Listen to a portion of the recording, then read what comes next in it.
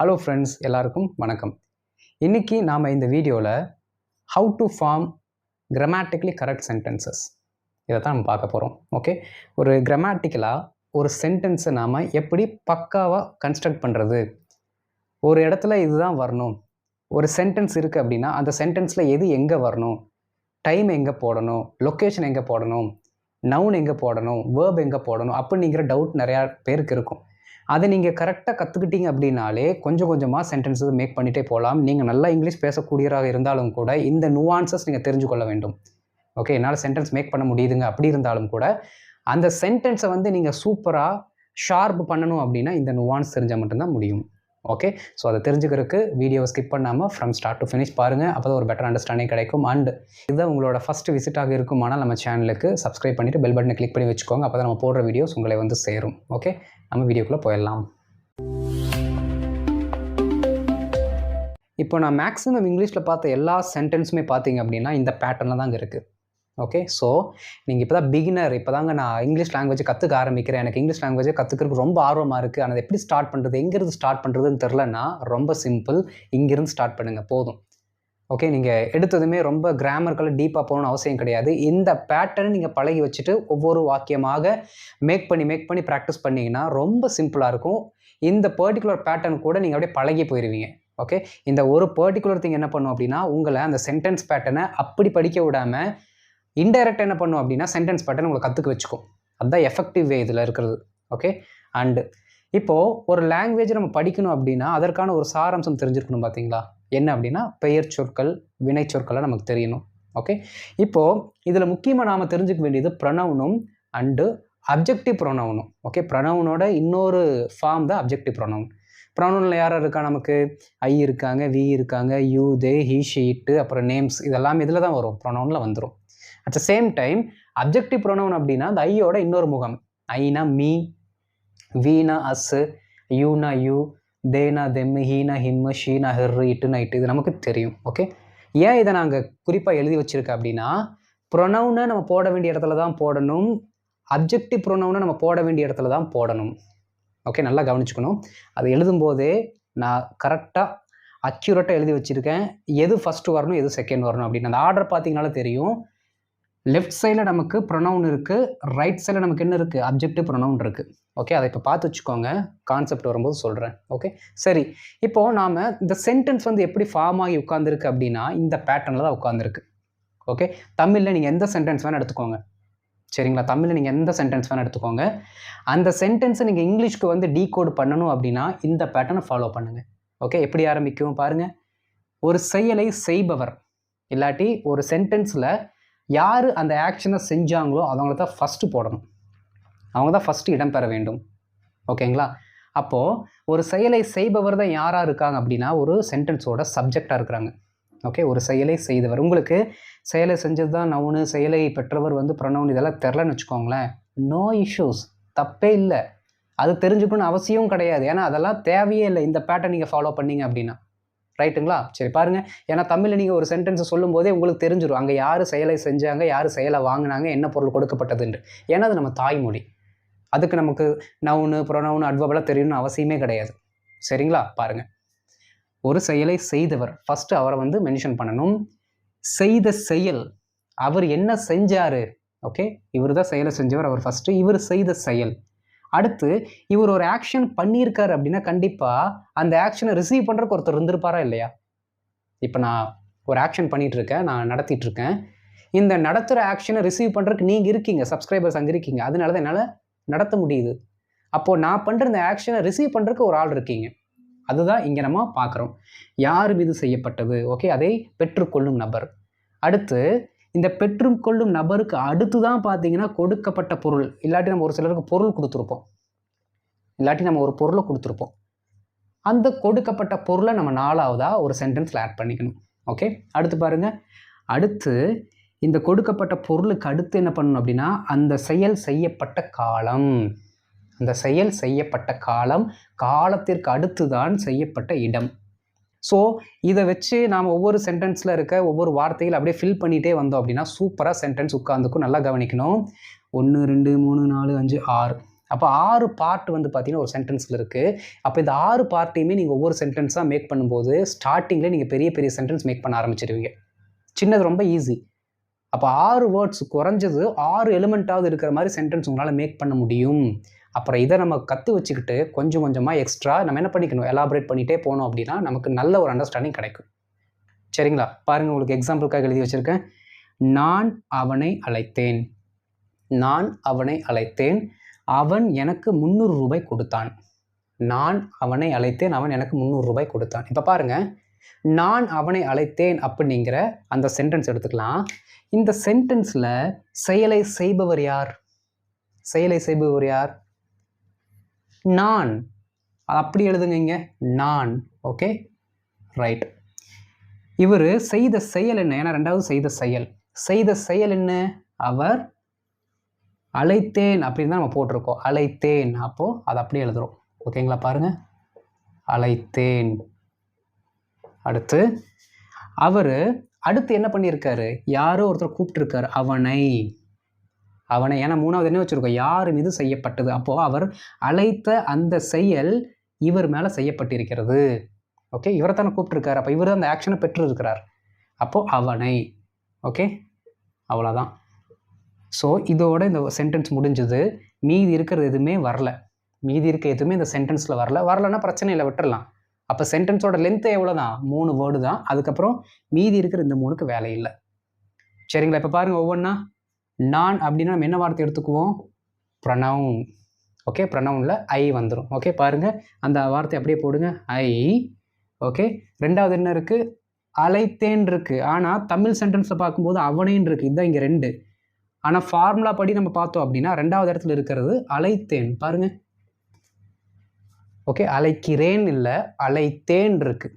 அப்போ இதுலேருந்தே நீங்கள் ஒன்று புரிஞ்சுக்கணும். இந்த பர்டிகுலர் பேட்டர்ன் எல்லா டென்ஸுக்குமே காமன்.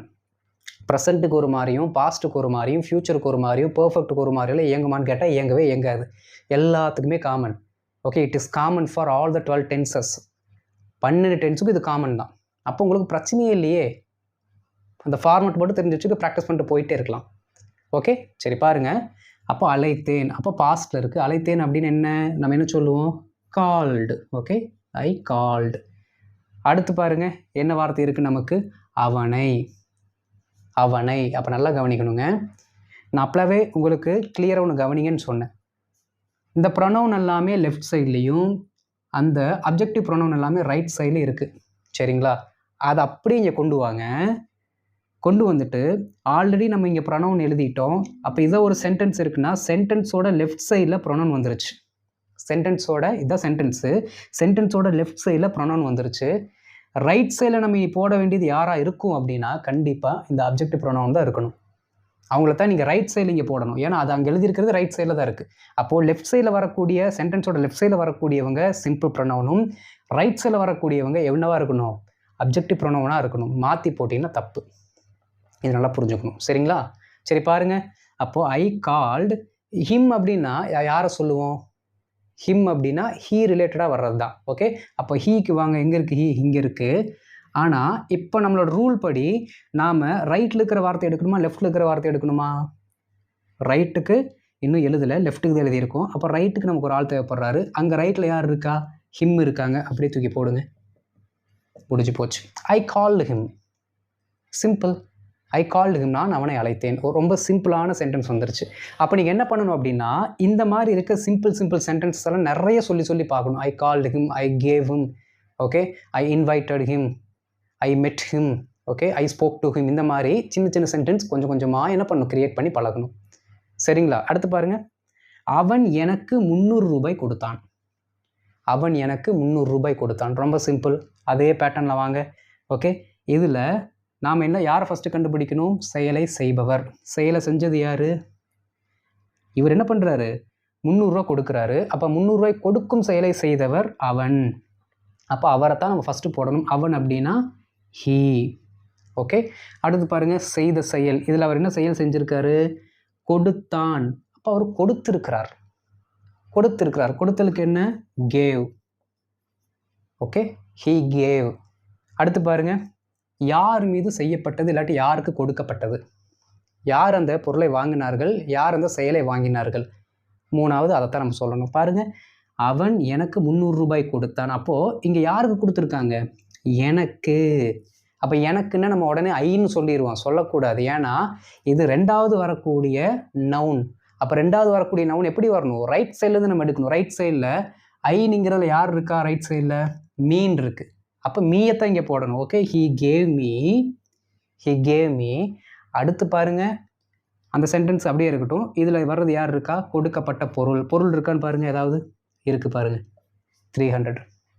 ஓகே, அப்போ என்ன பண்ணுவோம்? He gave me 300. அவ்வளோதான், முடிஞ்சு போச்சு, சிம்பிளாக. இப்போது இந்த பேட்டர்ன் நம்ம ஃபாலோ பண்ணலை அப்படின்னா எப்படி தெரியுமா சென்டென்ஸ் போயிருக்கும்? ஹீ கேவ் 300 rupees to மீன்னு சொல்லுவோம். அப்படியே மாற்றி சொல்லுவோம், he gave 300 rupees to me அப்படின்னு சொல்லுவோம். அதுவும் கரெக்டு தான், ஆனால் ஸ்டாண்டர்டான ஃபார்மெட் என்ன அப்படின்னா இப்படி தான் வரணும். ஓகே, ஏன் அப்படின்னா தேவையில்லாமல் ப்ரிப்போசிஷன் போடக்கூடாதுன்னு சொல்லுவாங்க கிராமரியன்ஸே. இங்கே பாருங்கள், எங்கேயாவது ப்ரிப்போசிஷன் வந்திருக்கா? தேவையில்லாமல் வராது. அதை நீங்கள் இங்கே தூக்கி போட்டிங்க அப்படின்னா, இது இங்கே போச்சு அப்படின்னா ஆட்டோமேட்டிக்காக டு மீ அப்படிங்கிற வார்த்தை போடணும். இந்த டூ அப்படிங்கிறது தேவையில்லாத ப்ரிப்போசிஷன். அவனுக்கு கொடுத்துருக்க பேட்டர்னில் இந்த டூ இல்லை. அப்போது அவங்க கொடுத்த பேட்டர்ன் படி போயிட்டோம் அப்படின்னா இந்த அன்னெசரி ப்ரிப்போசிஷன் தேவையில்லை, அழகாக சென்டென்ஸ் உட்காந்துரும். He gave me 300 rupees. He gave me 300 rupees. புரிஞ்சுதுங்களா? இவ்வளோதாங்க ஒரு சென்டென்ஸ் மேக் பண்ணுறது.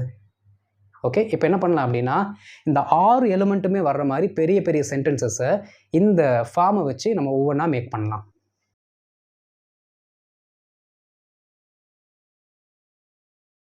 இப்போ ஒரு சில எக்ஸாம்பிள்ஸ் நம்ம பார்க்கலாம், சரிங்களா? ஃபஸ்ட்டு ஃபார்முலாவை பாருங்கள், நான் எப்படி எழுதியிருக்கேன்னு பாருங்கள். ஆக்ஷன் போட்டு செயல்னு போட்டிருக்கேன். அதாவதுங்க இங்கிலீஷ் லாங்குவேஜை பொறுத்த வரைக்கும் ஹீரோ யார் அப்படின்னா அவர் வேர்பு தான். இங்கிலீஷ் லாங்குவேஜோட ஹீரோ. அவரை வச்சு தான் அந்த சென்டென்ஸே பார்த்தீங்கன்னா ஃபார்ம் ஆகும். எல்லோரும் சொல்லுவாங்க நவுன் இல்லாமல் சென்டென்ஸ் இயங்காது அப்படின்ட்டு. அப்படி கிடையாதுங்க. நவுன் இல்லாட்டி இயங்காது அப்படிங்கிறது எவ்வளோத்துக்கு எவ்வளோ உண்மையோ அதை விட வேர்புங்கிறது இல்லை அப்படின்னா சென்டென்ஸ் கிடையாது. ஓகே, ஸோ ரெண்டுமே ரொம்ப முக்கியம். ரெண்டுத்துலேயுமே ரொம்ப அதிகமாக வீரியம் மிக்கது, வலிமை மிக்கது எதுனா வேர்பு தான். ஏன் அப்படின்னா 12 டென்ஸுக்கு நமக்கு வேறு வேர்பு போட்டு போகலாம். ஆனால் 12 டென்ஸ்லேயுமே ஒரே நவுன் தான் வரும். Okay, right. சரிங்க, பாருங்கள். அப்போது அந்த ஹீரோ வச்சுக்கிட்டு எப்படி எல்லா வேலையும் நடக்குது அப்படிங்கிறத பார்க்கலாம். ஃபஸ்ட்டு செயலை செய்தவர், செய்த செயல், அந்த செயலை பெற்றவர், அந்த செயல் கொடுக்கப்பட்ட பொருளாக இருக்கலாம், இல்லாட்டி ஏதோ ஒரு பொருள் ஒரு ஆப்ஜெக்டாக இருக்கலாம். அடுத்து அந்த செயல் நடைபெற்ற காலம், அது நடைபெற்ற இடம். சரிங்களா? இதில் ரொம்ப மோர் ஃபிக்ஸ்டு என்ன அப்படின்னா இங்கேருந்து இந்த பொருள் வரைக்கும் மோர் ஃபிக்ஸ்டு. அதை சேஞ்சே பண்ணக்கூடாது எக்காரணத்தை கொண்டும். ஓகே, சம்டைம்ஸ் நீங்கள் சேஞ்ச் பண்ணீங்க அப்படின்னா நான் என்ன சொல்லியிருக்கேன், பொருளை தூக்கி முன்னாடி போட்டுட்டு பெற்றவரை தூக்கி அந்த பக்கம் போட்டிங்க அப்படின்னா 2 போட்டு மேட்ச் பண்ணிக்கோங்கன்னு சொல்லியிருக்கேன். மேக்ஸிமம் அப்படி ப்ராக்டிஸ் பண்ணாதீங்க, ஸ்டார்டிங் இந்த மாதிரி ப்ராக்டிஸ் பண்ணிடுங்க. இன்கேஸ் தவிர சொல்லிட்டோம் அப்படின்னா 2 போட்டு மேட்ச் பண்ணிக்கலாம், தப்பு இல்லை. அடுத்து நமக்கு காலம் இருக்குது, அதுக்கப்புறம் நமக்கு லொக்கேஷன் இருக்குது. இதையும் நீங்கள் மாற்றி போட்டிங்கனாலும் தப்பு கிடையாது, மீனிங் கன்வே ஆகும். பட் இது வந்து ஒரு standard format. At the same time இன்னொரு ஹிண்ட் உங்களுக்கு சொல்லி கொடுக்குறேன். அதாவதுங்க நாம் இங்கே ஒரு செயலை செஞ்சுருக்கோமா? இந்த செயலை செஞ்சுருக்கோம். இந்த செயல் எந்த இடத்துல செய்யப்பட்டது அப்படிங்கிறதுக்கு நீங்கள் முக்கியத்துவம் கொடுக்கணும் அப்படின்னா இடத்த முன்னாடி போட்டுக்கலாம். ஓகே, இந்த செயல் எந்த இடத்துல செய்யப்பட்டது, பிளேஸுக்கு முக்கியத்துவம் அழுத்தம் கொடுக்கணும் அப்படின்னா இது முன்னாடி வந்துடணும். காலத்துக்கு அழுத்தம் கொடுக்கணும்னா காலம் முன்னாடி வந்துடணும். அவ்வளோதான். இப்போ புரிஞ்சிருக்கும். ஓகேவா? ரைட். அப்போ எந்தெந்த சென்டென்ஸ்லாம் ஒரு சில சென்டென்ஸ் நீங்கள் இன்கேஸ் நீங்கள் மேக் பண்ணுறேன்னு வச்சுக்கோங்களேன், காலத்தை முன்னாடி போட்டு இடத்த பின்னாடி போடுறீங்கன்னா காலத்துக்கு முக்கியத்துவம் ஆயிரும், இடத்த முன்னாடி போடுறீங்கன்னா இடத்துக்கு முக்கியத்துவம் ஆயிரும். அவ்வளோதான். ஓகே, சரி வாங்க ஒவ்வொன்றா போயிடலாம். ஆசிரியர் மாணவர்களுக்கு நேற்று வகுப்பில் வீட்டு பாடம் கொடுத்தார். எவ்வளோ பெரிய சென்டென்ஸ், ஆனால் ரொம்ப சிம்பிள். நமக்கு தான் ஃபார்மேட் இருக்கே, ஃபார்மேட் படி போயிடலாம். பாருங்கள், ஃபஸ்ட்டு செயலை செய்தவர், இங்கே மட்டும்தான் பார்க்கணும். இதில் இருக்கிற வார்த்தைகளை தேடி பிடிச்சா போதும். ஓகே, பாருங்கள், செயலை செய்தவர். ஓகே, அப்போ ஒரு செயலை செஞ்சவர் யார்? ஆசிரியர் என்ன பண்ணுறாரு? கொடுக்குறாரு. ஓகே, அப்போது த டீச்சர். ஓகே, அடுத்து பாருங்கள், செய்த செயல், ஆசிரியர் செய்த செயல் என்ன? கடைசியாக இருக்குது பாருங்கள், கொடுத்தார். என்ன பண்ணார்? கொடுத்தார்ங்கிறது என்ன டென்ஸு? தமிழில் சொல்லும் பொழுது ஆல்ரெடி நடந்து முடிஞ்ச சம்பவம், அப்போ பாஸ்ட் டென்ஸ். கொடுத்தார் அப்படின்னா கேவ். Okay, right. அடுத்து பெற்றவர், யாருக்கு கொடுத்தாரு? யார் அந்த செயலை வாங்கி கொண்டாங்க? பாருங்கள், யாருக்கு கொடுத்தாங்க? மாணவர்களுக்கு. அப்போது கேவ் த ஸ்டூடெண்ட்ஸ். சிம்பிளாக வந்துகிட்டே இருக்கு பாருங்கள் ஒவ்வொன்றா. Okay right. அடுத்து கொடுக்கப்பட்ட பொருள் ஏதோ ஒன்று கொடுத்துருக்காருல, என்னத்தை கொடுத்தாரு பாருங்கள். ஆசிரியர் மாணவர்களுக்கு நேற்று வகுப்பில் வீட்டு பாடம் கொடுத்தாரு. இதை தான் கொடுத்துருக்காரு. அப்போ ரொம்ப சிம்பிள், அப்படி எழுதுங்க. Students homework. Okay homework sentence வந்துருச்சு. The teacher gave the students homework. அடுத்து காலம். காலம் எப்போ? நேற்று. எஸ்டர்டே. Okay yesterday. எங்கே? வகுப்பில். Okay in the classroom. அவ்வளோதான். In the classroom sentence வந்துருச்சு பாருங்கள். இப்போ சொல்லி பாருங்கள். The teacher gave the students homework yesterday in the classroom. எவ்வளோ பெரிய சென்டென்ஸு. அந்த ஃபார்மெட்டை யூஸ் பண்ணும்பொழுது சிம்பிளாக உட்காந்துருச்சு. இவ்வளோ தான் இங்கிலீஷு. நீங்கள் ரொம்பலாம் இங்கிலீஷ் அப்படி இப்படிலாம் சொல்கிற அளவுக்கு ஒன்றுமே கிடையாது. ஃபார்மெட்டில் வந்து அழகு போல் டக்கு டக்கு டக்குன்னு உட்காந்துக்கும். அந்த ஃபார்மெட்டை தெரிஞ்சால் ரொம்ப சிம்பிள். இதை தெரியாமல் நீங்கள் ப்ராக்டிஸ் பண்ணுறதுனால தான் இது ரொம்ப கஷ்டமாக இருக்க மாதிரி இருக்குது. மற்றபடி ஒன்றுமே இல்லைங்க. பாருங்கள், இதில் இருக்க ஏதாவது ஒரு வார்த்தை உங்களுக்கு தெரியாத வார்த்தை இருக்கா? இல்லை சொல்லுங்கள், நான் கேட்குறேன். இதில் இருக்க ஏதாவது ஒரு வார்த்தை எனக்கு தெரியவே தெரியாதுங்க அப்படின்னு சொன்னால் நான் நம்பவே மாட்டேன். எல்லா வார்த்தைகளும் இதில் இருக்கிறது தெரியும். ஆனால் இன்றைக்கி நீங்கள் கற்றுக்கிட்டது என்ன அப்படின்னா, எந்த ஆர்டரில் உட்கார வைக்கிறதுன்னு இவ்வளோ நாள் தெரியாமல் இருந்துச்சு. இப்போ கற்றுக்கிட்டோம், அவ்வளோதான். இனி ரொம்ப ஈஸியாக இருக்கும். ஓகே பாருங்கள். The teacher gave the students homework yesterday in the classroom. The teacher gave the students homework yesterday in the classroom. இப்போ நம்ம யாருக்கு முக்கியத்துவம் கொடுத்துருக்கோம்? காலத்திற்கு. அதனால் காலம் முன்னாடி வந்துருச்சு. இடத்துக்கு முக்கியத்துவம் கொடுத்து எப்படி சொல்லுவீங்க? The teacher gave the students homework in the classroom yesterday. Okay இந்த காலத்துக்கு இருக்க ஹைலைட் என்ன தெரியுங்களா? அதாவது காலம் மட்டும் கிடையாது, இவங்க ரெண்டு பேருமே ஒரு மாதிரியான ஆட்கள். ஏன் தெரியுமா? அவங்க எங்கே வேணாலும் உட்காந்துக்குவானுங்க. எங்கே வேணாலும் சென்டென்ஸ்க்கு முன்னாடி உட்காந்துக்குவாங்க, சென்டென்ஸ்க்கு பின்னாடி உட்காந்துக்குவாங்க. அதுதான் அவங்களோட ஹைலைட். ஓகே இதுதான் ஃபிக்ஸ்டு. இவங்க ரெண்டு பேர் இருக்காங்கல்ல, அவங்க வந்து குழந்தைங்க மாதிரி அங்கேயும் ஓடும் இங்கேயும் ஓடும். பாருங்கள். The teacher gave the students homework yesterday இந்த கிளாஸ் ரூம். இப்போ நான் என்ன பண்ணுறேன் அப்படின்னா, இந்த கிளாஸ் ரூமை தூக்கி இங்கே போடுறேன். ஓகே இந்த classroom the teacher gave the students homework yesterday. Meaning correct. உங்களுக்கு நிறைய ஆங்கிள் நான் சொல்லித்தரேன். ஓகே ஸோ ஃபஸ்ட்டு இதெல்லாமே கொஞ்சம் கொஞ்சமாக ப்ராக்டிஸ் பண்ணிக்கோங்க. நீங்கள் அதில் ப்ராக்டிஸ் பண்ண வேண்டியது முக்கியம். இந்த ஃபஸ்ட்டு 4 தான். ஓகே நல்லா ப்ராக்டிஸ் பண்ணுங்கள். ரொம்ப ரொம்ப சிம்பிளுங்க, கவலைப்பட வேண்டாம். பாருங்கள், ஸ்டுடியோவில் கலைஞன் அவர்களை நாளைக்கு என்ன பண்ணுவான்? வரைவான், பெயிண்ட் பண்ணுவார். ஓகேங்களா? சரி பாருங்கள், இந்த வேலையை செய்கிறவர் யார்? ஃபஸ்ட்டு கலைஞன், அப்போது the artist. Okay the artist. அவர் செய்யும் செயல் வரைவான். அப்போது வரைவான்னா ஃப்யூச்சரில் இருக்குது, நாளைக்கு வரைவார். அப்போ என்ன அர்த்தம்? Will paint. Okay will paint இல்லாட்டி வில் ட்ரா.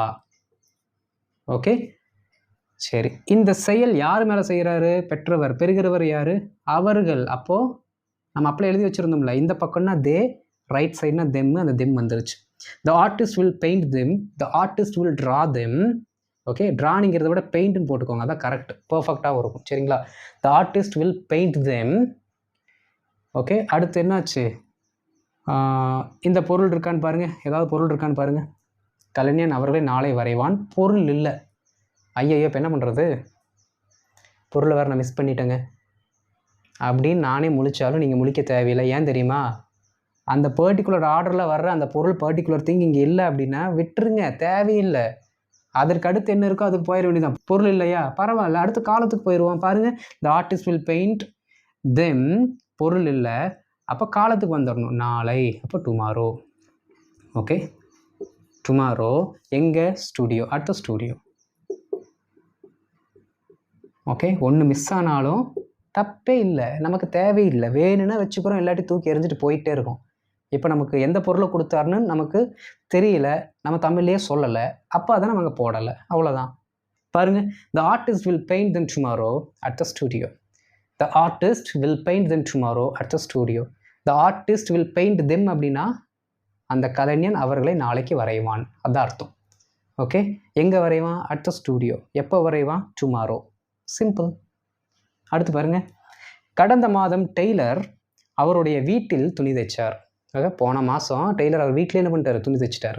பார்க்கலாமா? செய்த செயல் தைக்கிறது, செயலை செய்தவர் யார்? டெய்லரு. ஓகே பாருங்கள், அப்போ த டெய்லர். ஓகே த டெய்லர் அவர் செய்த செயல் என்ன? செய்த செயல் ஸ்டிச்டு. STITCHED. ஸ்டிச்டு. பாருங்கள் தைத்தாருன்னு தான் இருக்குது. அப்போ பாஸ்ட். ஓகே, த டெய்லர் ஸ்டிச்ட். அடுத்து பெற்றவர். இங்கே யார் பெற்றவர்னு பாருங்கள்.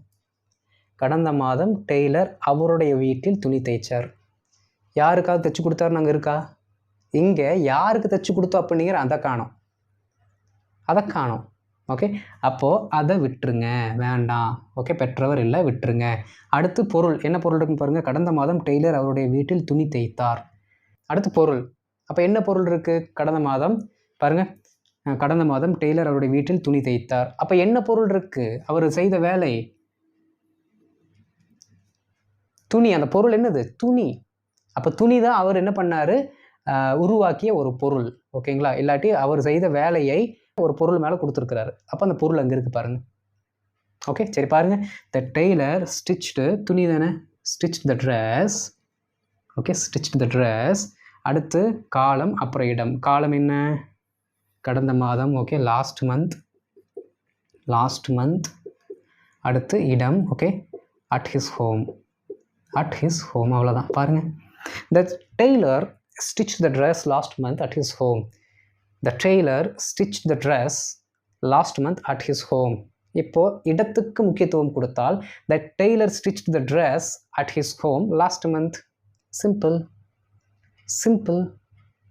புரியுதுங்களா? ரொம்ப சிம்பிளுங்க. அடுத்து பாருங்க. உணவு பரிமாறுபவர் யார்? சர்வர் விரைவாக அவர்களுக்கு உணவகத்தில் பரிமாறுகிறார். ரொம்ப வேகமாக என்ன பண்ணுறாராமா? சர்வ் பண்ணுறாராமா. சரிங்களா? இது சிம்பிள் ப்ரெசென்ட்டில் இருக்குது. எழுதிலாமா கடன்னு? ஓகே, ஆக்ஷனை செய்கிறவர் யார்? உணவு பரிமாறுபவர். அப்புறம் யார் அவர்? The server. Okay, the server. அவர் செய்கிற செயல் என்ன? சர்வ்ஸ். ஓகே, போட்டாச்சு. அடுத்து இந்த செய்த செயல் யாருக்கு செய்கிறாரு? ஓகே, அவர்களுக்கு. ஓகே, த சர்வர் சர்வ்ஸ் அவர்களுக்கு. அப்படின்னா ஃபார் தெம்லாம் போடக்கூடாது, டைரெக்டாக தெம்மு தான். அவர்களுக்கு அப்படின்னா டூ தெம்னும் போட தேவையில்லை. Okay, the server serves them, நம்ம ஃபார்முலா படித்த மாதிரி. ஓகே, அடுத்து பொருள். ஓகே, உணவு விரைவாக அவர்களுக்கு உணவத்தில் பரிமாறுகிறார். பொருள் இல்லையே. ஓகே, ஆனால் பொருள் சேர்த்துக்கலாமா? சரி, சேர்த்துக்கலாம். உங்களுக்காக நான் என்ன பண்ணுறேன் அப்படின்னா த ஃபுட் அப்படிங்கிற வார்த்தையை சேர்த்துக்கிறேன். பொருளும் ஆட் பண்ணிக்கலாம். ஓகே, ஆனால் இங்கே பொருள் கொடுக்கல, நம்ம பொருள் ஆட் பண்ணிக்கலாம். சரிங்களா? த server serves them the food. அடுத்து பாருங்கள், காலம். ஓகே, காலம் அப்படிங்கிறது இங்கே கிடையாது. நேற்றா இன்றா அப்படின்னு எதுவும் கிடையாது. அப்போ நம்ம என்ன பண்ணிக்கலாம் அப்படின்னா அதற்கு ரிலேட்டடாக வர்ற வேகமாக அந்த செயல் செய்யப்பட்ட அந்த விதம் இருக்குது பார்த்தீங்களா? செயல் செய்யப்பட்ட விதம் அது இருக்கான்னு பார்த்துட்டு அதை நம்ம ஆட் பண்ணிக்கலாம். ஓகே, பாருங்கள் இருக்கான்னு. இங்கே விரைவாகன்னு இருக்குது. ஏன் அப்படின்னா இது அந்த வினை எவ்வாறு செய்யப்பட்டது அப்படிங்கிறத காட்டுது. ஓகே, வினை எங்கு செய்யப்பட்டது, வினை எப்போது செய்யப்பட்டது அப்படிங்கிறது மாதிரி வினை எவ்வாறு செய்யப்பட்டது, அட்வர்பு. ஓகேங்களா? அப்போ எப்படி செய்யப்பட்டதாமா? விரைவாக. அப்போ அது அப்படிங்க போடுங்க. ஃபுட் எப்படி? குவிக்லி அப்படிங்கிறதும் டைம் கூட ரிலேட் ஆகிற மாதிரி இருக்குது. வேகமாக அப்படின்னு சொல்லும்பொழுது என்ன ஆகுது? ஆட்டோமேட்டிக்காக நமக்கு அந்த டைம் கூட ரிலேட் ஆகிற மாதிரி தான் வருது. சரிங்களா? சரி, அப்போ டைம் கூடவே அதை வச்சுக்கலாம். எங்கன்னு பாருங்கள், ரெஸ்டாரண்ட்டில். அப்போது அட் த ரெஸ்டாரண்ட். ஓகே, அவ்வளோதான். பெரிய சென்டென்ஸ் வந்துருச்சு. The server serves them the food quickly at the restaurant. The server serves them the food quickly at the restaurant. ரொம்ப சிம்பிள். புரிஞ்சுதுங்களா? எவ்வளோ பெரிய சென்டென்ஸை நம்ம சிம்பிளாக அந்த ஃபார்முலா வச்சு டக்குன்னு முடிச்சுட்டு வந்துட்டோம்.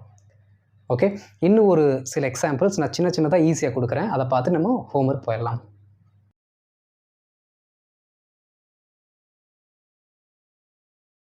இப்போது இந்த ஸ்லைடில் சின்ன சென்டென்ஸ் பார்த்துடலாம். பாருங்கள், ரொம்ப சிம்பிள் தான். ஒரு 4 எலிமெண்ட்டுக்கு மட்டும்தான் நம்ம வேலை வச்சுருக்கோம். சரிங்களா? டக்குன்னு பண்ணிடலாமா? நாய் சத்தமாக குறைத்து கொண்டு இருக்கிறது. ரொம்ப சிம்பிள். செயலை செய்பவர் யார்? டாக். ஓகே, செய்பவர் இல்லாட்டி செய்தவர் த டாக். ஓகே, செய்யும் செயல் என்ன? குறைத்து கொண்டு இருக்கிறது. அப்போ சிம்பிள் ப்ரெசன்ட் கண்டினியூஸ். அப்போது the dog is barking. Okay, அப்போது இதற்கு அடுத்து என்ன போடணும்? பெற்றவர் சத்தமாக குறைத்து கொண்டு இருக்கிறது. யார் பார்த்து கத்துச்சு அப்படிங்கிறத கொடுக்கல, யார் மேலே கத்துச்சு அப்படிங்கிறத கொடுக்கல. ஓகே, அப்போ மீதி இருக்கிறது என்னதான் இருக்குது? எதுவுமே இல்லை. ஒன்று எக்ஸ்ட்ரா இருக்குது. அந்த வினை எவ்வாறு செய்யப்பட்டது? போன ஸ்லைடில் கடைசியாக சொன்ன பார்த்தீங்களா? விரைவாக அவர் பரிமாறினார் அப்படின்ட்டு. அப்போ அந்த வினை எவ்வாறு செய்யப்பட்டது அப்படிங்கிற வார்த்தை தான் இருக்குது. வினை எவ்வாறு செய்யப்பட்டதாம்மா? சத்தமாக குறைத்தல். அப்போது குறைக்கல, சத்தமாக குறைச்சது.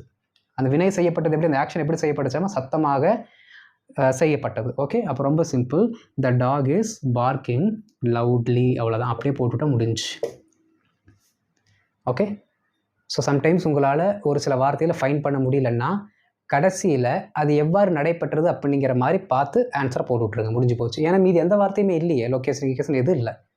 அப்போது மீதி இருக்கிற வார்த்தையை போட்டோம், மீனிங் வந்துருச்சு. The dog is barking loudly. Okay, right. இப்போது இன்கேஸ் லொக்கேஷன் இருக்குன்னு வச்சுக்கோங்களேன், அவுட் சைடுன்னு ஒரு வார்த்தை போடுறேன், லொக்கேஷன் இருக்குது, நம்ம லவுட்லி அப்படிங்கிற வார்த்தை இருக்குது. இந்த இடத்துல இந்த அவுட் சைடு நீங்கள் இங்கே போடலாம், லவுட்லி தூக்கி அங்கே போடலாம் அப்படின்னு போட்டிங்கன்னா தப்பு வரும். ஏன் அப்படின்னா, இன்கேஸ் லொக்கேஷனே வந்தாலும் வினை எவ்வாறு செய்யப்பட்டது அப்படிங்கிற அந்த அட்வர்ப் வந்துருச்சு அப்படின்னா அதை அங்கே போட்டு விட்ருங்க. Okay, right. அடுத்து பாருங்கள், நாங்கள் இத்தாலிக்கு சென்று கொண்டு இருந்தோம். Past continuous. இத்தாலிக்கு சென்று கொண்டு இருந்தோம். வினையை செய்தது யார்? வினையை செய்தது யார்? நாம. அப்போ வி. Past continuous. அப்போ we were travelling. Okay, we were travelling. Okay, so செய்தவர் செய்த செயலை போட்டாச்சு. அடுத்து பாருங்கள், நாங்கள் இத்தாலிக்கு சென்று கொண்டிருந்தோம். அடுத்து நமக்கு எதுவுமே கிடையாது அங்கேருந்து வர்றது. அடுத்து பிளேஸ் தான் வருது, கடைசியாக இருக்க இடம் தான் வருது. அந்த வினை யார் மேலே செஞ்சோம்னு கிடையாது, எந்த பொருளும் கிடையாது, எந்த காலம் எதுவுமே இல்லை, கடைசியாக இடம் மட்டும்தான் இருக்குது. அந்த இடம் நமக்கு தெரியும், இத்தாலி. ஓகே, அதை அப்படியே போட்டுக்க வேண்டியதான். To Italy. To Italy. இங்கிலீஷில் சொல்லும்போது இட்டலி அப்படின்னு சொல்லுவாங்க. பாருங்கள், we were travelling to Italy. We were travelling to Italy. Okay, நம்ம இட்டாலிக்கு ட்ராவல் பண்ணிட்டு இருந்தோம் அப்படின்னு நம்ம சொல்கிறோம். ஓகே, அவள் அனைவருக்கும் மருந்தளித்தாள். அவள் அனைவருக்கும் மருந்தளித்தாள். வினையை செய்தவர் யார்? அவள், ஷீ. ஓகே, செய்த செயல் மருந்து அளித்தல், அப்போ provided. Okay, she provided. She provided. Okay, செய்த ஆக்ஷனை போட்டாச்சு. அடுத்து பெற்றவர் யாராவது இருக்காங்களான்னு பாருங்கள். இருக்காங்க. யார்? அனைவருக்கும். அனைவருக்கும். She provided every one. Okay, she provided every one. அடுத்து பொருள் இருக்கான்னு பாருங்கள். இருக்குது. மருந்து. Okay, she provided every one the medicines. Okay, the medicines. அவ்வளோதான். பாருங்கள், she provided every one the medicines. ஒரு சிலர் என்ன சொல்லுவாங்க அப்படின்னா, she provided medicines to every one. Correct. She provided medicines to every one. என்ன இடத்த மாற்றுறோம், இது அங்கேயும் அது அங்கேயும் போடுறோம். அப்படி மாற்றும் பொழுது ஆட்டோமேட்டிக்காக இந்த எவ்ரி ஒனுக்கு அடுத்து டூ வந்துடும். அப்படியும் சொல்லிக்கலாம், தப்பு இல்லை. ஆனால் இதுதான் பர்ஃபெக்டான பேட்டர்ன். ஏன் அப்படின்னா, ரிசீவ் பண்ணுறது இவங்க தானே. அது கொடுக்கப்படும் பொருள், இது கொடுக்கப்படும் நபர். அப்போ கொடுக்கப்படும் நபர் தான் ஃபஸ்ட்டு வரணும். ஓகே, சரி. அடுத்து பாருங்கள், நான் எனது நண்பனுக்கு ஒரு கடிதம் எழுதுகிறேன். இப்போ எழுதுகிறேன். ஓகேங்களா, எழுதி கொண்டிருக்கிறேன்னு வச்சுக்கலாம். நான் இப்போது என் நண்பனுக்கு ஒரு கடிதம் எழுதுகிறேன். செயலை செய்பவர் யார்? நான். I am. இப்போ தானே செய்கிறேன். பாருங்கள், செய்யும் செயல் ரைட்டிங். அதுவும் நான் இப்போ செய்கிறேன். அப்போது ஐ எம் ரைட்டிங். ஓகே, நான் லெட்டர் என்ன பண்ணுறேன்? எழுதி கொண்டிருக்கிறேன். ஓகே, அடுத்து பாருங்கள், பெறுபவர் யார்? நண்பன். பெறுபவர் யார்? நண்பன். கொடுக்கப்படும் பொருள் என்ன? லெட்டரு. அப்படியே போடுங்க. ஐ எம் ரைட்டிங் மை ஃப்ரெண்ட். அதுக்கப்புறம் கொடுக்கப்படும் பொருள் LETTER. இதுதான் பர்ஃபெக்ட் பேட்டர்ன். இதுதான் பர்ஃபெக்ட் பேட்டர்ன். ஓகேங்களா. ஆனால் ஒரு சிலர் எப்படி சொல்லுவாங்க அப்படின்னா, ஐ am writing a letter to my friend. இப்படியும் சொல்லுவார்கள். இதுவும் சரியே, இதுவும் தப்பு கிடையாது. மாற்றி கூட போட்டு என்ன பண்ணிக்கலாம், நம்ம சொல்லிக்கலாம். ஓகேங்களா. பாருங்கள், ஐ am writing my friend a letter. This is standard. அது கொடுத்துருக்க ரூல் அப்படியே உட்காந்துக்குச்சு. இது ஸ்டாண்டர்ட். அதை மாற்றி நம்ம இன்னும் கொஞ்சம் நேச்சுரலாக சொல்கிறதுனால சொல்லிக்கலாம். இதுவும் நேச்சுரலான டோன் தான், தப்பு இல்லை. நான் ஆல்ரெடி சொன்னேன் உங்களுக்கு, மாற்றி போட்டிங்க அப்படின்னா டூ அப்படிங்கிற வார்த்தையை போட்டு மீனிங்கை கொடுத்துக்கோங்க. ஓகே, பாருங்கள், ஐ am writing a letter to my friend. I am writing a letter to my friend. இங்கே இன்னொரு சூட்சமத்தையும் சொல்லித்தரேன். இந்த லெட்டர் இருக்குங்களா, அதை நல்லா கவனிங்க. நான் எனது நண்பனுக்கு ஒரு கடிதம் எழுதுகிறேன். அவர் செய்கிற ஆக்ஷன் என்ன? அவர் செய்கிற ஆக்ஷன் என்னங்க? எழுதுறது. அந்த எழுதுதல் அப்படிங்கிற அந்த ஆக்ஷனை பெறுவது யார்? பெறுவது யார்? லெட்ரு அந்த எழுத்து வேலையை பெறுதா, நண்பன் எழுத்து வேலையை பெறுகிறானா? லெட்ரு தான் பெறுது. Very good. அவர் எழுதுகிற செயல் எதன் மேலே விழுகுது? லெட்ரு மேலே விழுகுது. நீங்கள் அந்த கான்செப்டில் எடுத்துக்கிட்டிங்கன்னா லெட்ரு இங்கே வந்து 100% கரெக்டு.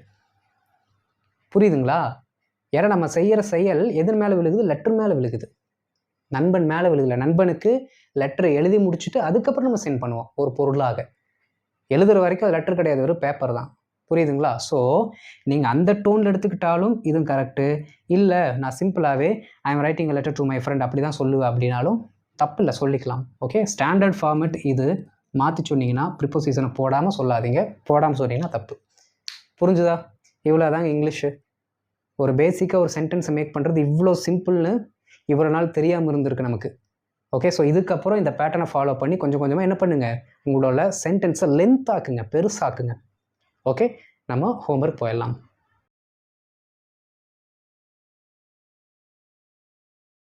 இப்போ ஹோம்ஒர்க் பாருங்கள். விவசாயி அவருடைய வீட்டிற்கு காய்கறிகளை கொண்டு வருவார். ஓகே, அது எப்படி வேணா இருக்கட்டும், உங்களுக்கு பேட்டர்ன் தெரியும், அதன்படி எழுதிடுங்க. மருத்துவர் இன்று காலையில் நோயாளிகளுக்கு மருத்துவமனையில் மருந்து கொடுத்தார். அந்த மெக்கானிக் போன வாரம் என்னுடைய காரை சரி செய்தார்.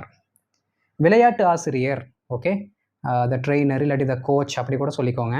விளையாட்டு ஆசிரியர் மைதானத்தில் அவர்களுக்கு பயிற்சி கொடுக்கிறார். என்ன டென்ஸில் இருக்குன்னு பார்க்கணும், கொடுக்கிறார். அப்போது நம்ம சொல்லி கொடுத்த பேட்டர்ன் படி எப்படி இந்த சென்டென்ஸ் வந்து உட்காரும், எந்த இடத்துல எந்த வார்த்தையை போடணும் அப்படிங்கிறது உங்களுக்கு நல்லா தெரிஞ்சிருக்கும். அதன்படி சென்டென்ஸ் போட்டுக்கோங்க. ஓகே, இப்போ நம்ம உங்களுக்கு சொல்லிக் கொடுத்தது எல்லாமே பார்த்தீங்கன்னா மெயின் வேர்பு வச்சு தான் சொல்லி கொடுத்துருக்கேன். எல்லாமே மெயின் வேர்பு வச்சு. அப்போ ஹேவ் ப்ளஸ் V3, சாதா மெயின் வேர்பு, கண்டினியூஸ் டென்ஸ், இது எல்லாமே ஒர்க் அவுட் ஆகும். ஓகே, நம்ம நார்மலாக ஒருத்தரோட நிலைமை சொல்கிறதுக்கு ஒரு சில சென்டென்ஸ் வச்சுருப்போம்ல, he was there, he was a teacher, அந்த மாதிரிலாம் சொல்லுவோம் பார்த்தீங்களா?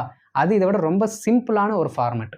ஓகே, அதை இன்னொரு வீடியோவில் உங்களுக்கு நான் கிளியராக சொல்லி கொடுக்குறேன். ஓகே, ஸோ இப்போதைக்கு மெயின் வேர்பை வச்சு ஒரு சென்டென்ஸை எப்படி சூப்பராக எழுதலாம் அப்படிங்கிறத நம்ம கற்றுக்கிட்டோம்.